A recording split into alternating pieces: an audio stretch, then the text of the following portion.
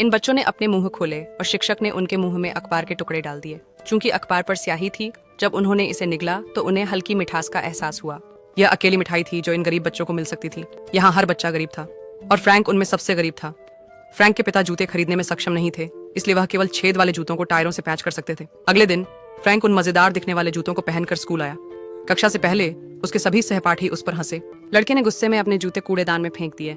शिक्षक कक्षा में आए और देखा कि लड़के ने जूते नहीं पहने हैं, तो उन्होंने पूछा कि उसके जूते कहाँ हैं। लड़के ने कहा कि उसे नहीं पता।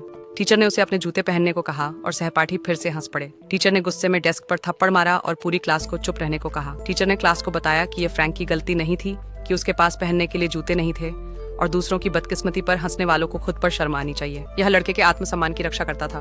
जब फ्रैंक बड़ा हुआ तो पैसे कमाने के लिए वह एक कोयला यार्ड में काम पर गया। वह वयस्कों की मदद करता था कोयले की बोरियां उठाने में, और एक दिन में उसने 16 गाड़ियों कोयला पहुंचाया।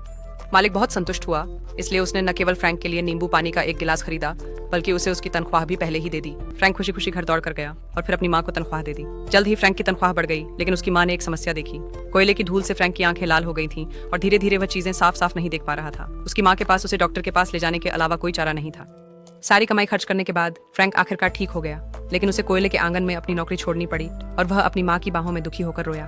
फ्रैंक के पास स्कूल लौटकर अपनी पढ़ाई जारी रखने के अलावा कोई और विकल्प नहीं था, क्योंकि केवल इसी तरीके से वह अपना भविष्य बदल सकता था। फ्रैंक बहुत होशियार था और उसने बेहतरीन अंक लेकर स्नातक किया और उसे डाकिया की नौकरी दी गई। पत्र वितरित करके उसके परिवार का जीवन धीरे धीरे फिर से सुधरने लगा।